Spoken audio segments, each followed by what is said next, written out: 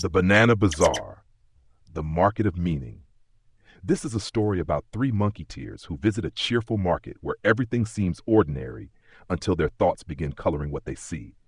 Their seventh miracle-minded adventure reveals that nothing they look upon is entirely separate from the meaning their own minds are giving it. The three monkeyteers entered the Banana Bazaar beneath strings of yellow flags. Bananas hung from carts, filled baskets, and rose in towers. Spider Monkey stopped. "That's a lot of bananas."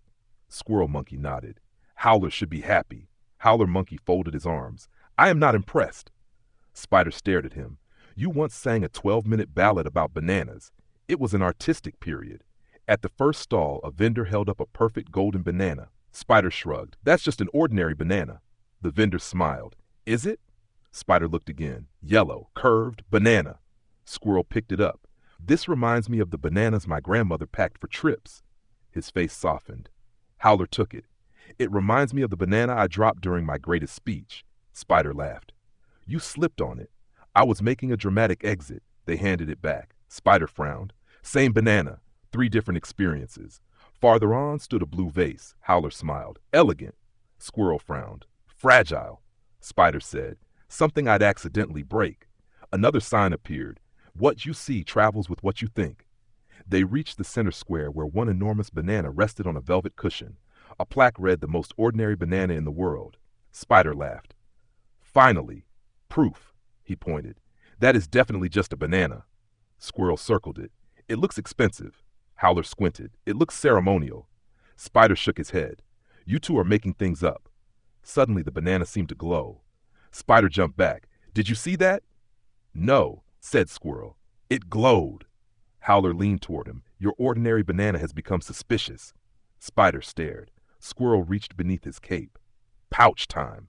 He drew a tiny folded slip. Spider opened it. The paper read, "Nothing you see is neutral to you because your seeing follows the thoughts you are choosing." Spider read it twice. "So even when I call something ordinary, I've already decided what it means?" Squirrel nodded. "Ordinary is still a judgment." Howler tapped his chin. "And elegant was mine." "Fragile was mine," said Squirrel. Spider looked at the giant banana. "And suspicious was mine." A merchant nearby chuckled. The monkeyteers turned. "What's funny?" asked Howler. The merchant pointed to the glowing banana. "It is painted wood." Spider stared. "A fake banana?" "For decoration." Spider burst out laughing.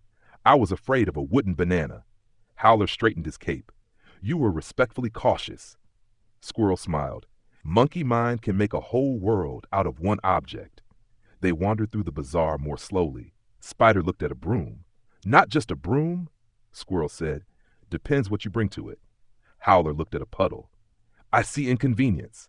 Spider said, "I see something to jump over." Squirrel added, "Free shoe washing." Howler groaned. At a fruit stand, a little monkey reached for a bruised banana and smiled as if it were treasure. Spider watched. "I would have called that one bad." Howler nodded. "And he calls it lunch." They sat beside a fountain. Spider said, "So the world isn't simply telling me what everything means." Squirrel nodded. "My mind is participating." Howler looked around the market. "And if my thoughts are fearful or judgmental, I shouldn't be surprised when everything starts looking that way." Spider grinned. "Miracle-minded?" Squirrel smiled. "Notice the meaning before blaming the thing." Howler pointed toward a banana cart. "And stop accusing fruit of having intentions." Spider picked up a banana. Squirrel asked, "What do you see?" Spider smiled. "A banana." Howler raised an eyebrow. Spider laughed.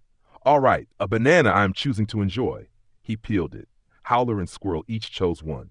Three monkeys sat beneath the yellow flags eating quietly. Then Howler looked at his banana. "This one is magnificent." Spider grinned. "You know that's your contribution." "Precisely." Squirrel tucked the paper back into the pouch. The three monkeyteers tossed their feathered hats into the air and cheered together. "One for all and all for one." And then they shouted, "Love all, for all is love."